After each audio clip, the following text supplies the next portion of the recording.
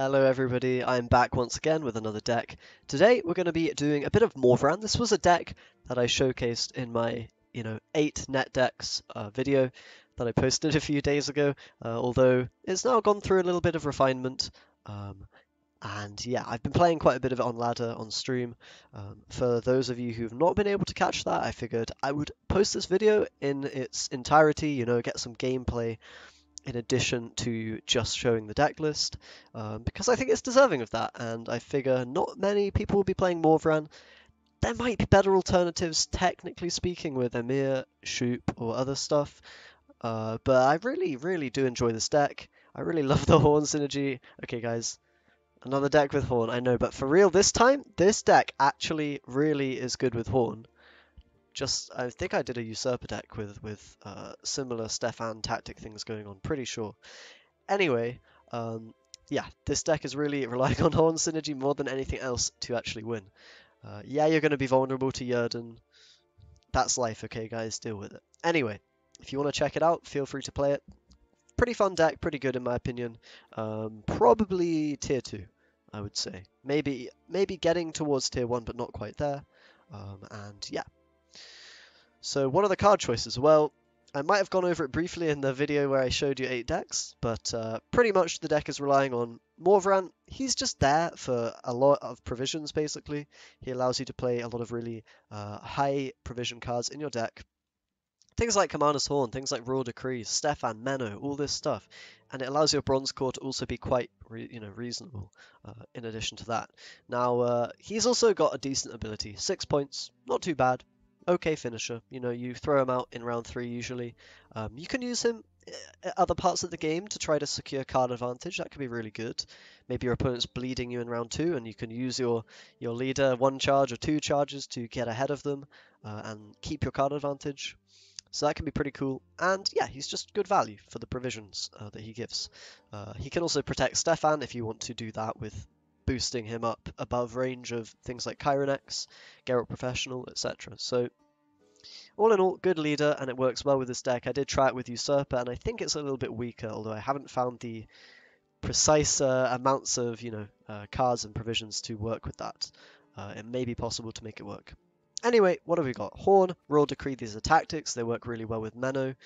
You're basically relying on this package to reliably find this Horn combo. And I talked about it already, but you have a Sire as well. She can shuffle back Commander's Horn and allows you to basically play up to 3 Horns. Some games you can Horn 3 times if you have Stefan going off as well. So yeah, typically what you're going to do for that is you have Horn in hand, you play Horn, you then shuffle it back with the Sire, you play it again with Menno, and maybe a 3rd time with Stefan.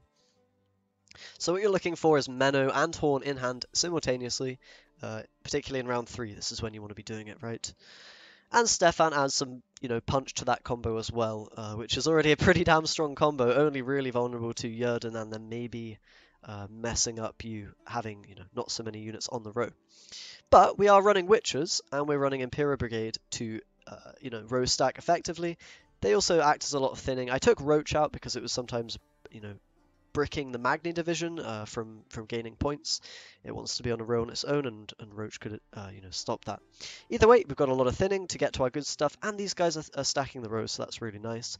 Unicorn Chironex, really good stuff, and I'm actually playing Enraged Ifrit as well because I think it's just good value. 8, always, removal value as well. It's just like a baby Chironex. It's a little bit worse, but I mean, Chironex is a very good card, so Ifrit is in. We also are running Peter and Vanhamar in conjunction with the 2 locks. Now, I'm not sure if this is correct, but most of the time I've been finding Peter has been getting great value. Bruver got big dudes that can be knocked down with this guy. There's a lot of people playing Dopplers in things like Usurper, maybe in Hensa or whatever. Peter hits those pretty effectively, and there's of course Unicorn in most decks for Peter to hit ghouls as well in monsters. He's getting good value. Vanhamar is really nice at getting rid of some really big targets. He's very low provisions for the amount of removal he potentially can provide. Maybe getting rid of a spear tip or a large monster unit as well, hitting Jutta maybe, etc. So really good stuff for these guys. we've got the brigades as we talked about. Locks are just very good. You have the synergy with slave drivers, of course. And then your engines of Nausicaa and Magni are always nice to get going in that round 1 typically, where you don't care so much about putting out immediate tempo or having your absolute best plays in hand. You can get rid of these guys in round 1 to push that round and get some stuff done. And we have Alba Spearman as a bit of a filler. Okay card, can snipe engines sometimes if you're lucky on that front row. That's the deck, guys. Pretty good one, pretty fun one. A lot of points can be generated. A lot of pain can be felt as well if your opponent does run Jurden. But let's see if we see that in action. We'll go play some games now. Alright guys, we're going to be up against Woodland Spirit, the wonderful tree himself. And we'll see what we can make happen. So, yeah, of course, we're going to mulligan away bricks if we ever get them. Don't have any here, so that's pretty nice. We could even think about maybe getting rid of a lock if we don't want too many of them. They can be helpful against the Thrive units, so we'll probably keep them around. And honestly, I mean, the hand is okay. We could mulligan a slave driver as well. I'm considering a lock, maybe, or Imperial Brigade. Or even Witcher, I guess. Like, one thing you can do with this deck is save Witchers or your Brigade for later in the game, especially with the new mulligan change, and I think we're going to go for that. I'm going to try to hold on to Witchers if we can. There's a brick, and the rest of the hand we can keep. This will be fine. So yeah, if you hold on to your thinning cards, which row stack a row pretty effectively, you can get a lot of value from the horn where your opponent might try to disrupt it normally, so that can be pretty effective. And I usually, these days I'm trying to keep at least one of those guys for the later rounds to synergize with horn, but you don't have to do that if you need to push round 1 or whatever. So let's start with the good old Magni division on back row. Probably don't need to buff it up. I mean, it depends if we want to play around, Chironex or not. I guess we can. It makes it a little bit vulnerable to effects that will, set it to base strength or whatever. But we could do it, I suppose. Yeah, probably it's fine. We'll go to 9. A little bit vulnerable to Geralt Professional, but apart from that card, I guess normal Geralt or whatever, there's not too much to worry about there. So we'll just throw that on there. I guess Cleaver as well, but really no one's running that these days, as far as I'm aware. So we'll go with this, and then shortly after that, Nausicaa Sergeant probably. And then we'll go with the locks, I suppose, and then probably Slave Driver after that. You guys get the idea, right? It's pretty straightforward. Play your engines out in round 1 if you can. Lock their engines and just try to get the long round value there. And hopefully don't, have to commit your good resources that you want to keep for round 3 or even round 2. Quite often you can take early passes with this deck as well, I find, if you want to go to round 2 quickly, especially against a deck that maybe wants to bleed like Woodland. You can quite often maybe just take an early pass and then allow yourself to regain card advantage if they do push you in round 2. You can go a card up quite a lot of the time, which is pretty neat. Okay, here I think we'll lock that Arc Spore, get the value on the Sergeant, and then we can think about Slave Driver onto Drowner soon. We probably want to save the other lock for Vanhamar if we can do that. Otherwise he won't actually have any way to, work. Which is typically what you want him to be doing. But okay, we've got some Neckers coming down. I think Slave Driver is perfectly fine. Not a great card that we want in the hand for later, so good to get rid of it here. If we can then play Imperial Brigade, that would be great. But probably after that we'll take a pass, I think. The Thrive units get a little bit scary for Woodland, and if you allow them to play a long round 1, then their round 3 looks really scary with a big graveyard and all that. So yeah, that's not the end of the world. He goes with the Necker Warrior. We can go with the Imperials now. Hopefully won't get overtaken. It's possible if he goes with a big spear tip play right now. But I think it's unlikely that we'll see that come out. He would have to have that exact card in hand. I guess Crone would also be a bit of a threat here. But no, Alpha Werewolf comes. And now I'm thinking this is a really good pass spot, guys, because we've seen so many of his engines. We've basically seen only Thrive units. In fact, we have only seen Thrive units. Which means his longer round is going to be significantly worse now. Especially when you factor in that we will have removal for, a couple more engines if we need that. And effectively, yeah, we're going to be able to rely on our sort of long round power. We're playing the horns, right? And they're going to be really hard to stop if we allow ourselves time to set up a big row for those to work. So effectively, he's going to have to make the decision between bleeding which is obviously good for his deck, but maybe losing a card, or just going straight to round 3 where his deck is not going to shine. So I think the pass there is really quite acceptable, pretty good. And here we can get rid of Slave Driver. We want to find Witches, and probably now we keep the hand, because it's a bit risky too, of course. A mulligan when you could be drawing into a Witcher. We just want to make sure we have a solid hand, don't get too owed here, and allow ourselves the opportunity to take a card over the opponent if he makes any mistake here, if he pushes when he isn't able to. And yeah, we'll see how it goes. We don't have Vanhammer, unfortunately, but Mano can actually fetch him with Raw Decree, so it's not even out of the question that we can, destroy a big unit should we need to. Plus we have Peter, which will be able to really hurt those ghouls that he'll play. Osrel as well, and even, hit the Woodland Spirit ability if he plays into that. So yeah, our leader's worth a couple of less points than his, but we can spread it out. It's not as vulnerable to some things, Peter, harder removal, whatever. Geralt, you get the idea. Here, I think we can definitely go with Magni if we want to. We could also just go with the Witches, and I kind of like the Witches. They will get us ahead, which puts us in a really nice position. Maybe we don't. If we play Witches now, he'll be incentivized to continue playing, and then we'll want to play Magni Division anyway. So I think we just start with that. It's kind of a safe route. And if he passes, then we have options available. We maybe even won't play the Witches and instead can save them for later on. Also, us just going with a kind of low tempo play might, I mean, he's going to continue playing most likely, right? Since he needs to develop his graveyard with those big chunky units. And he's going to throw down an Echo Warrior himself. Okay, I don't think we worry about that for now. It'll get him quite a bit of value, but we also have an engine on the board doing, some amount of work. So I don't think we're too worried. We'll just go with our Witches now, get ahead. And yeah, we should be looking pretty good here. We're going to get a point every turn if he doesn't drown us, which should keep up with the Thrive. We, of course, got rid of a lot of his engines already, so we're not too worried about him putting down a lot of points. So what are we going for here? Well, I kind of actually like Stefan.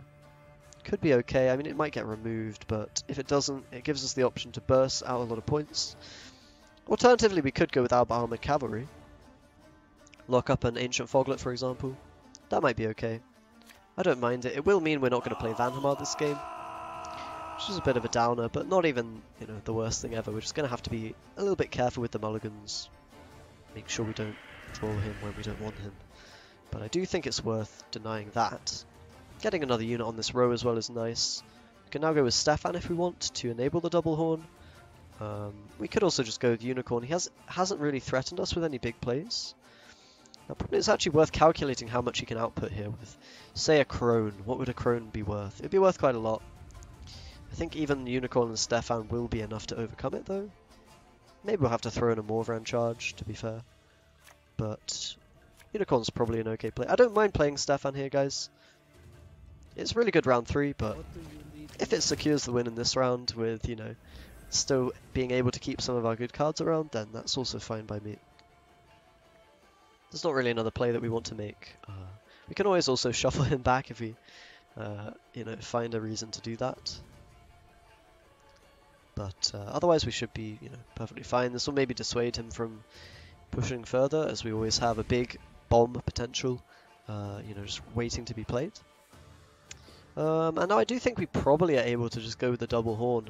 I don't really see much reason not to. We can have a pretty killer round 3 even without the haunts, even without Stefan. And Asaya can actually shuffle back units from his graveyard, so we can kind of deny the ghouls a little bit. That'll be pretty cool if we can do that. Also, we're just so far ahead now, we can even think about making a pass. If he doesn't respect, how far ahead we are. He does have 8 with his leader, a couple of extra points from the Thriving. But you see how many points we're able to get, right guys? Like, if we can do this in round 3, I mean, Yerden's about the only thing that will shut this down, really. That and maybe removal for Stefan, removal for other units. If they can deny the horn in the first place, then of course it doesn't give us many points. But either way, he's had enough of this round by the looks of things. We'll take that pass. And right now what we're looking for, of course, is Chironex, Enraged Ifrit, Royal Decree. If we can get those, it's kind of just the good stuff, right? We definitely don't want Vanhamar, that would be bad. But okay, this is fine. We'll mulligan the Spearman. We draw, okay, sure, that works. I think that's about as good of a hand as we're going to get. We can actually shuffle a card into our deck that we want to pull with Royal Decree. So we could take, for example, a Lock. Not going to be too impactful. We could take maybe Stefan if we want a 5-point play instead of a 3-point play or something. I'll have to make that decision. Also, if he kills one of our, good cards, we can also do that. I mean, it might just be worth getting rid of the Spear Tip. If we assume he's going to have a couple of, graveyard chomping guys, then that's probably a fine play, and I think we'll go for that here. Shuffle the Spear Tip back, brick his graveyards. And we're always going to find Peter value at least for 8 on the Woodland Spirit Leader, unless he gives an immune unit those points, in which case maybe we won't. And that's going to be a very big Weavess. We could just Peter that down immediately, I don't mind it. In fact, I probably should have gone I can go Nausicaa now if you want to get the points from that. Probably is worth doing. Yeah, I think we'll do that. Royal Decree that out. Unfortunately, yeah, no Van the Man. Round 3 is a bit of a shame. Maybe I should have even mulliganed for that, but I think it was a little bit of a risky prospect. And I think actually we boost this one time, because that'll keep it out of range of Chironex without Unicorn support. It will also keep it out of range of things like Wild Hunt Hound. 5 is like a sweet spot, above 4 damage, above 3 damage, and not too high that the 8 damage Chironex will really hurt. Just the right amount of points. So Peter's effectively going to trade with this Weavess. We'll see if we're able to get the points. We kind of are lacking a little bit. We'll save Peter until we absolutely have to play him probably, because then we can maybe get even more value if he uses, for example, Woodland onto Ghoul or something at the end. But we'll see what he plays. Maybe we'll be forced to Peter the Weavess.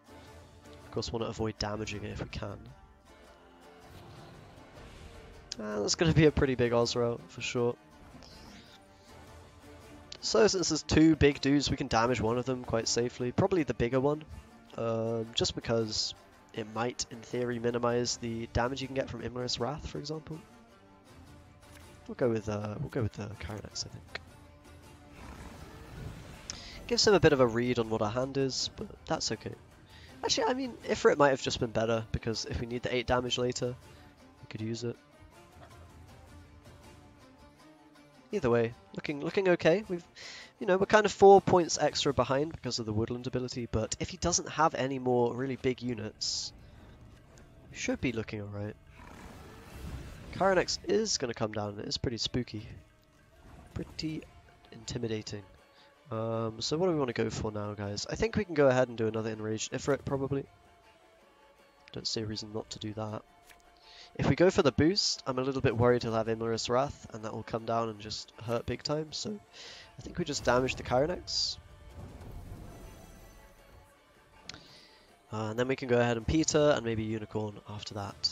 It's going to be quite close, actually, even, considering we were a whole card up.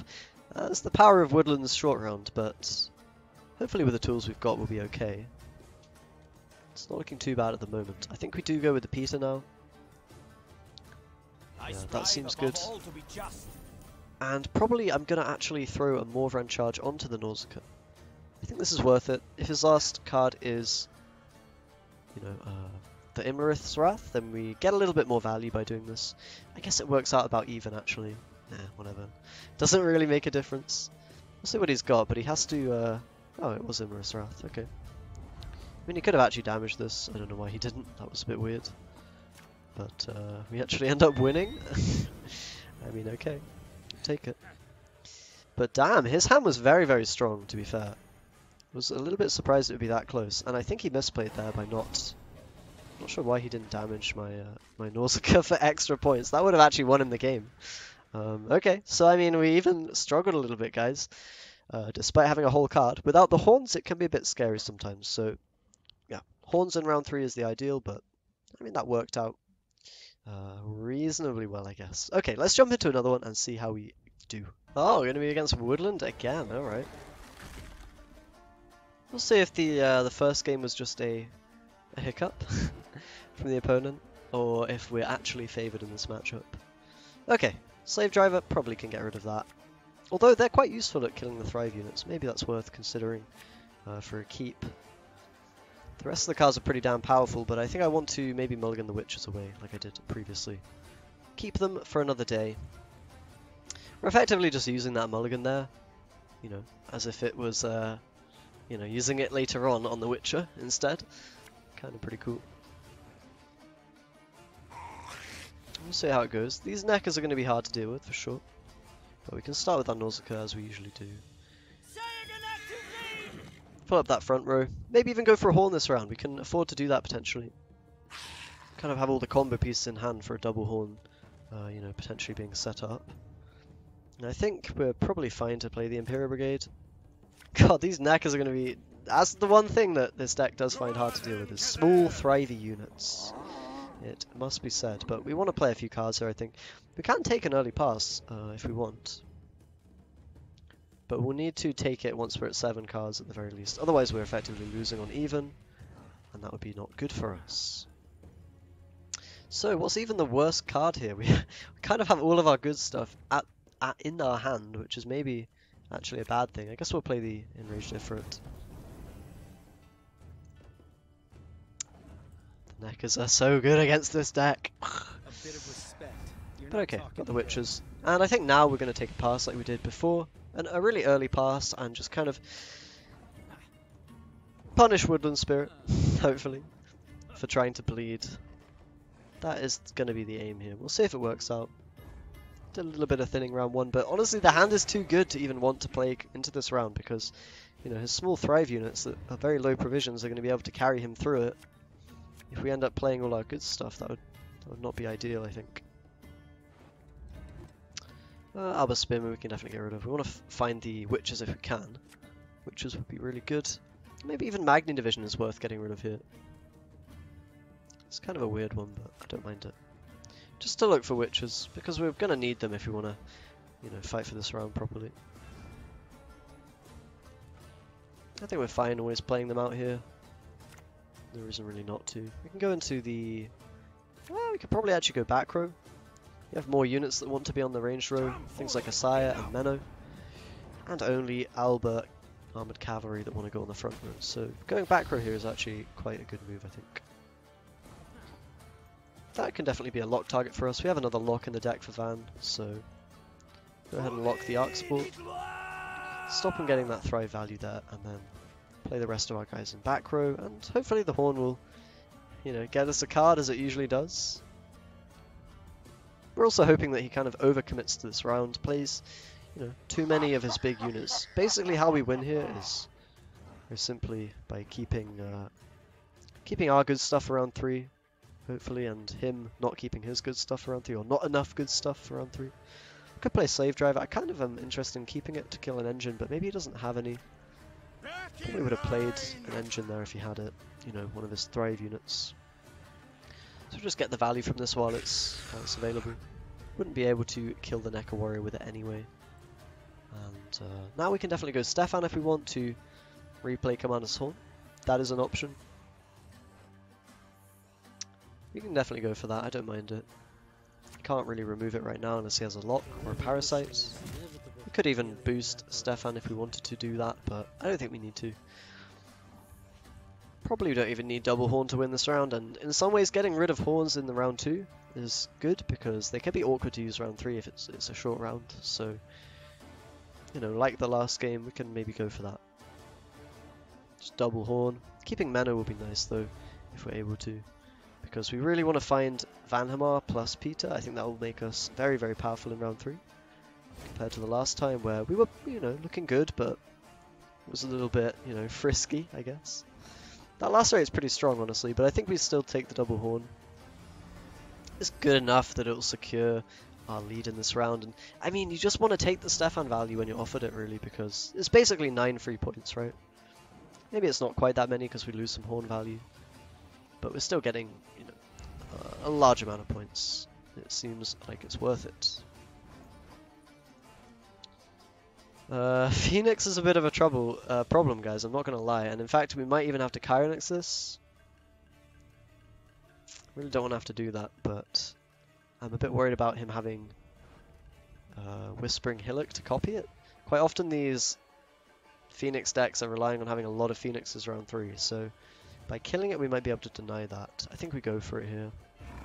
It's a bit of a weird one, I know, but that's life. Sometimes you got to make weird plays in Gwent.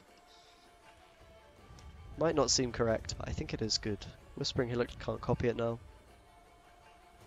And 5 carryover, it's something, but hopefully it won't be enough to stop us in round 3. We're going to be lacking the Unicorn Chironix, you know, wombo combo, but we'll have Menno hopefully. Maybe not. It's going to be Whispering Hillock coming down, as expected. So playing around that was really good, I think. It's going to mean we don't get completely wrecked here. Question is, do we keep Peter or do we keep Unicorn? And I think probably Unicorn is the one that we play here. We could even play Menno, I guess. Actually, you know what I like to do here? I think playing Royal Decree into a Sire is actually good. And we can put back the Royal Decree so that Menno can, you know, fetch it. And that's going to give us a nice finisher that's not relying on us having units stacked to a row, right? If the round is going to be particularly short, then Menno won't need those units for Horn. Honestly, it might even be correct to, you know, just go for the Horn, go for the throat on that, you know, aspect. But okay, this is looking okay. We're a card up, and we have Peter to deal with the Woodland Spirit ability and/or a Ghoul. We have Menno to hopefully give us a bit of consistency and, you know, ideally give us the Vanhamar lock combo. If he does decide to go in here, we might also be looking quite good from that angle. We'll see. It might have been even worth playing a Morvran charge just to deny a Spear Tip from being played. Whoa, he's going all the way in, it looks like. Has to play this card now that he's used his Woodland, so get to see what it is. It is going to be a Regis! Oh my goodness, guys. That's actually really good for us, because of course we can just just nuke it with Mr. Peter over here. It's just going to get completely destroyed. We're just not a problem when we have Peter, and when we're not horning multiple times. So playing around that a little bit by not, you know, playing multiple horns. And of course now we're in just a killer position, even better than the last game. And the last game I thought was, you know, pretty much unlosable. It turned out not to be, but okay. We have to have Mulligan Royal Decree, of course, and then Magni. 2 of them, not good. 1 of them is fine.